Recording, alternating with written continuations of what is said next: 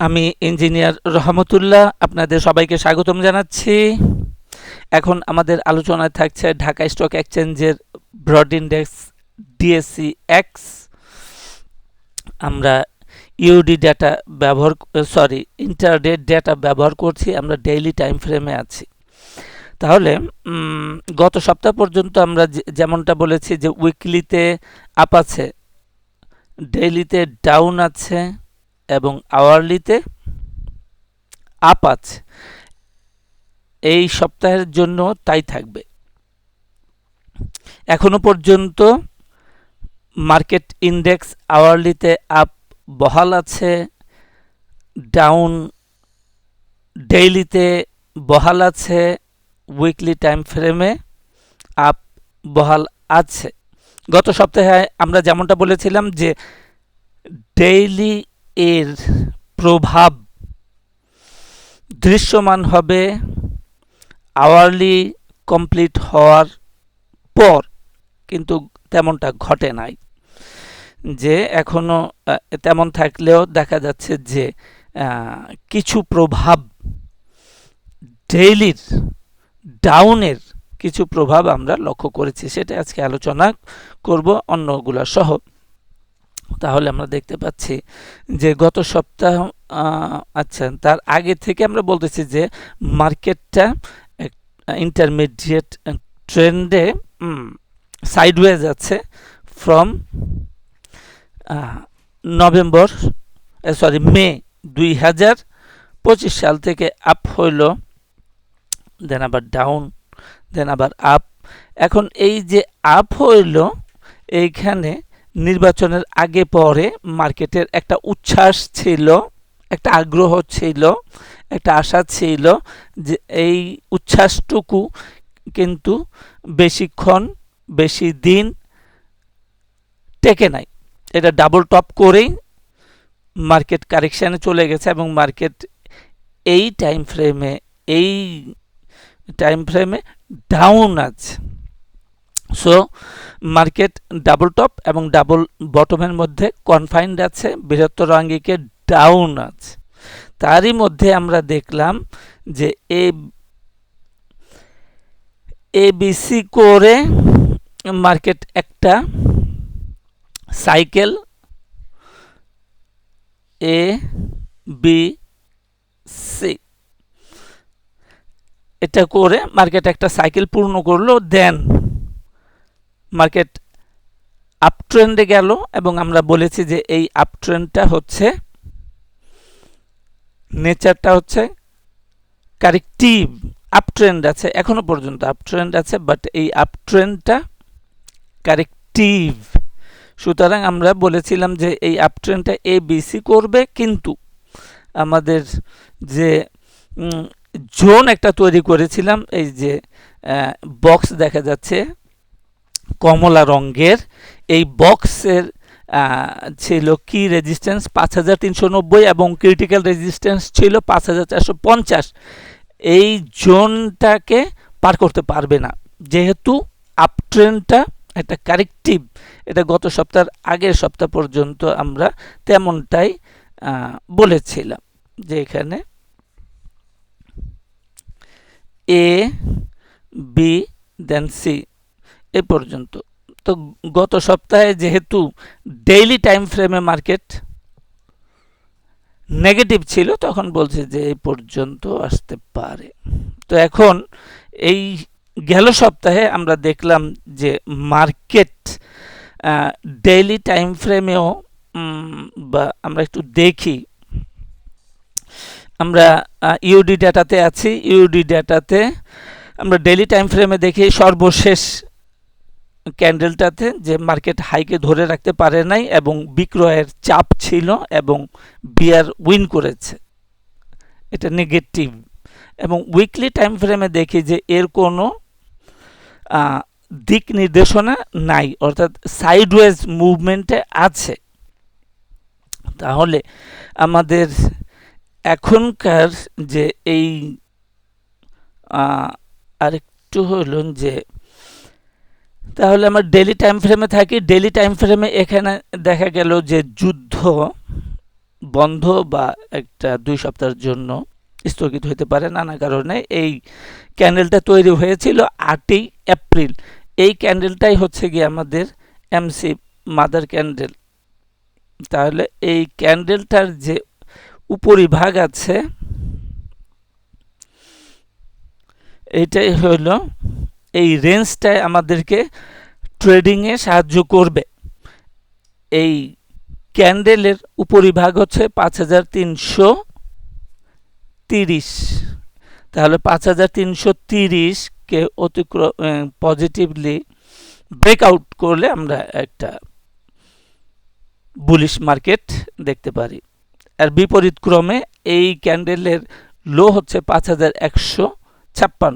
এই 5156 নিচে ক্লোজিং বেসিসে আসলে মার্কেটটা বেয়ারিশ হয়ে গেল। তাহলে এটা আমাদের জন্য সহজ হয়ে গেল। আর এই এমসি এই মাদার ক্যান্ডেলের ভিতরে আমরা দেখতে পাচ্ছি যে 5 কর্মদিবস একই জায়গায় ছিল প্রায়।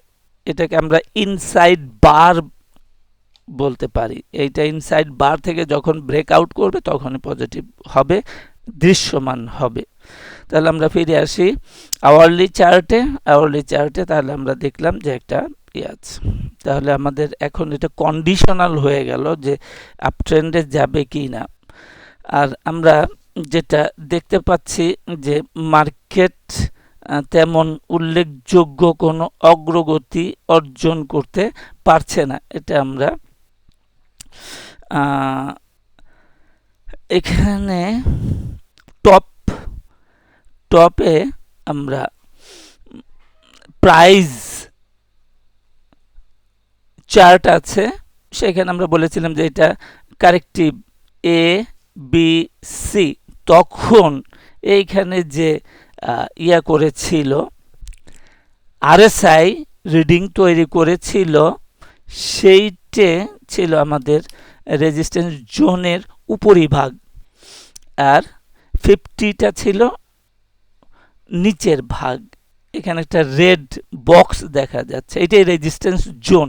তো এখনো পর্যন্ত এই রেজিস্ট্যান্স জোনটাকে ভাঙতে পারে নাই। তাহলে মার্কেট এই যে রেজিস্ট্যান্স জোনকে ইন্ডিকেটর ভাঙতে পারে নাই, এটাই মার্কেটের এখানে দুর্বলতা আছে এবং মার্কেট সাইডওয়েজ মুভমেন্টে আছে বিবেচনা করা যায়। তাহলে আমরা এখন একটা ট্রেন্ড লাইন ড্র করতে পারি।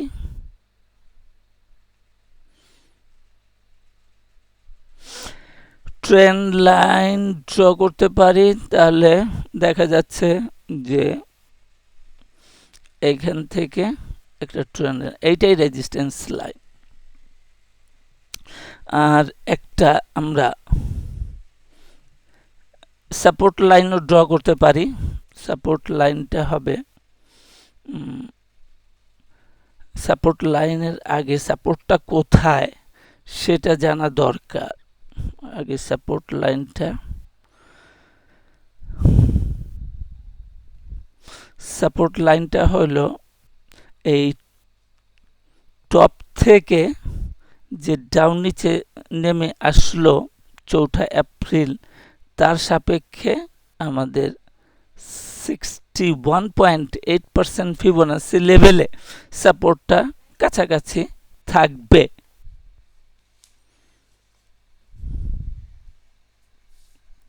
তাহলে সাপোর্টটা হচ্ছে গিয়ে 5150 approximately.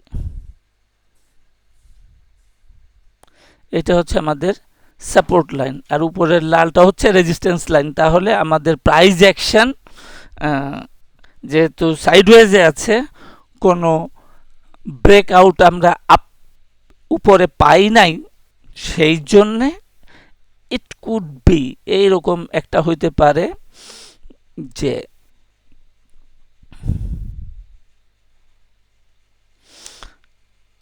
Sideways movement wave A B C D D then E then finally down.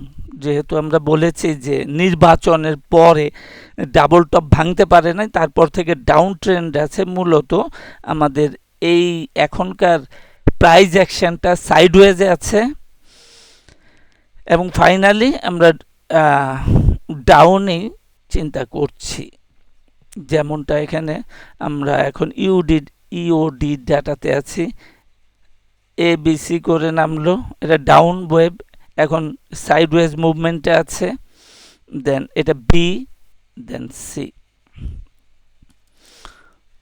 তাহলে নির্বাচনের পরপর যে ডাউনে চলে আসলো, এটাই হচ্ছে যে তিনটা ওয়েভে কমপ্লিট করলো একটা সাইকেল, এটা আমাদের ওয়েভ এ, এবং বর্তমানে সাইডওয়েজ চলমান আছে। এই চলমান সাইডওয়েজটাকে আমরা একটা নাম দিলাম, সেটার নাম হচ্ছে ওয়েভ বি।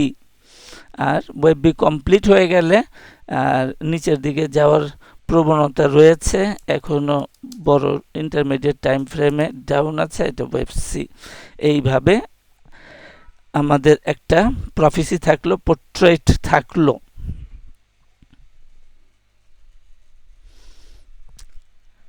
আর তাহলে আমরা মোটামুটিভাবে এই যে ডেইলি ক্যান্ডেল 8 তারিখে 8ই এপ্রিলে ডেইলি বারে যে রেঞ্জটা দেখলাম, রেঞ্জটা ছিল 5330 অ্যাপ্রক্সিমেটলি, এবং নিচে 5100 ডেইলি,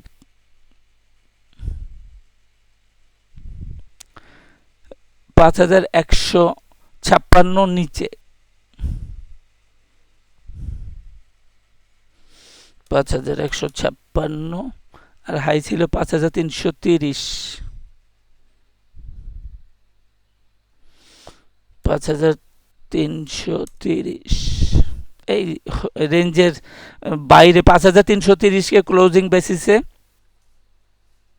ব্রেকআউট করলে তাহলে বোঝা যাবে, ব্রেকআউট করলে অ্যাট দ্য সেম টাইম সে কিন্তু এই রেজিস্ট্যান্স লাইনকেও ব্রেক করবে। তাহলে আমরা বুঝতে পারবো যে মার্কেট আপ ট্রেন্ড বজায় রাখছে। সেই ক্ষেত্রে আগের যে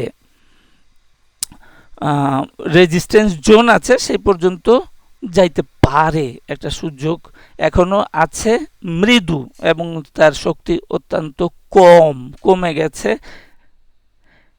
ডেইলির প্রভাবে। আওয়ারলিতে মার্কেট ট্রেন্ড আপ আছে, কিন্তু এর শক্তি তুলনামূলকভাবে অনেক কমে গেছে ডেইলি ডাউন ট্রেন্ডের প্রভাবে। অ্যাজ এ রেজাল্ট মার্কেট, আমাদের ইন্টারপ্রিটেশন চলে আসলো যে মার্কেট সাইডওয়েজে থাকতে পারে। তো আজকে এই পর্যন্তই, সাথে থাকার জন্য সবাইকে অনেক অনেক ধন্যবাদ।